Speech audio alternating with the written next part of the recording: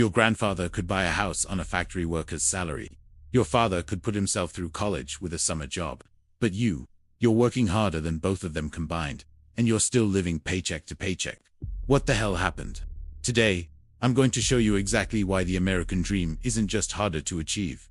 It's been mathematically rigged against you, and by the end of this video, you'll understand the 3 invisible forces that are quietly stealing your wealth, even as you clock in more hours than ever before. Let's start with something that'll make your blood boil. In 1973, the average American worker could buy a median-priced home with 3.2 years of their salary. Today, that same home costs 8.1 years of salary. Your paycheck didn't shrink on paper, but what it can actually buy has been cut by more than half. This isn't about working harder. This is about a fundamental shift in how wealth flows through the American economy. Here's the first invisible force destroying your purchasing power. Asset inflation versus wage stagnation. While your salary has been crawling up slowly, the assets you need to build wealth have been skyrocketing. Houses, stocks, land, these aren't just expensive. They're being inflated by monetary policy that benefits people who already own assets. When the Federal Reserve drops interest rates to stimulate the economy, it doesn't stimulate your wages. It stimulates asset prices. The rich get richer because they own assets that inflate. You get poorer because your labor deflates in comparison. Think about it this way. If you're paid in dollars, and dollars are being printed faster than you can earn them, you're not actually getting ahead. You're on a treadmill that speeds up every time you think you're making progress. Your grandfather didn't work harder than you. He just lived in an economy where labor was valued and assets had been artificially pumped up by decades of monetary expansion. But wait, it gets worse. Let's talk about the second invisible force, the financialization of everything. 50 years ago, the financial sector made up about 4% of the American economy. Today, it's over 8%. That might not sound like much, but here's what it means in practice. More and more of economic activity isn't about creating real value, it's about extracting it. Private equity firms buy companies, load them with debt, cut costs, and flip them for profit. Healthcare costs explode because insurance companies and hospital corporations optimize for shareholder returns, not patient outcomes. Housing becomes an investment vehicle for hedge funds instead of a place for families to live. When everything becomes financialized, the goal shifts from creating value to extracting it. And guess who gets extracted from? You, the worker, the consumer, the person who still believes that if you just work hard enough, you'll get ahead. Meanwhile, the people who own the financial instruments, the stocks, the real estate portfolios, the private equity stakes, they're capturing the value your hard work creates. Here's a perfect example. 20 years ago, if you wanted to start a small business, you'd go to a local bank, build a relationship, and get a loan based on your character and your business plan. Today, that local bank has been bought by a mega bank that uses algorithms to determine creditworthiness.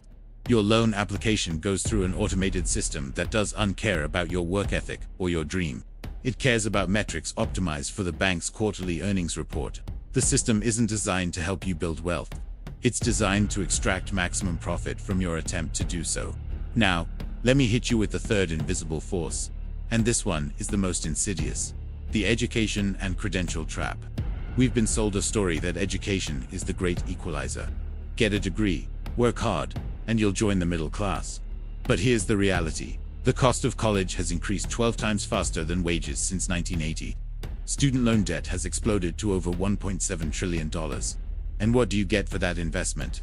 Entry-level jobs that require 3 to 5 years of experience and pay $40,000 a year in cities where rent alone is $25,000. The cruel irony is that we've made education mandatory for economic survival, then made it so expansive that it cripples you financially for decades. You're not investing in your future. You're retaking on debt that ensures you'll spend your prime earning years just trying to get back to zero. And who benefits from this system? The universities that keep raising tuition because government-backed loans guarantee they'll get paid. The banks that service those loans. The employers who can demand overqualified candidates for underpaid positions because there's a surplus of desperate degree holders.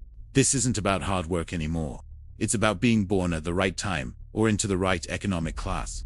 If your parents could help with a down payment, if you graduated without debt, if you inherited any assets at all, you have a massive head start. If you didn't, you're trying to run a race where everyone else started halfway to the finish line. But here's where it gets really dark. The system has convinced us that our struggle is our fault. If you're not rich, it's because you didn't work hard enough. didn't make smart enough choices, didn't hustle enough. This narrative serves a purpose. It keeps you focused on personal responsibility instead of systemic failure. It keeps you competing with other workers for scraps instead of questioning why there are scraps to begin with. Let me give you some numbers that should make this crystal clear. From 1979 to 2019, worker productivity increased 70%. That means the average American worker produces 70% more value per hour than they did 40 years ago. In a fair system, wages should have increased by roughly the same amount. Right? Wrong. Wages have increased only 12% when adjusted for inflation. So where did that extra 58% go?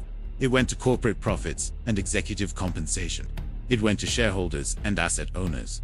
It went everywhere, except to the people who actually created the value. This is the con. You were told that if you work hard, you'll get your fair share. But the rules changed, and nobody told you. The game is now about ownership, not labor. It's about having capital, not earning wages. It's about being born into wealth, not building it. So what do you do with this information? First, stop blaming yourself. Your struggle isn't a personal failing. It's a rational response to an irrational system. Second, focus on ownership, not just income.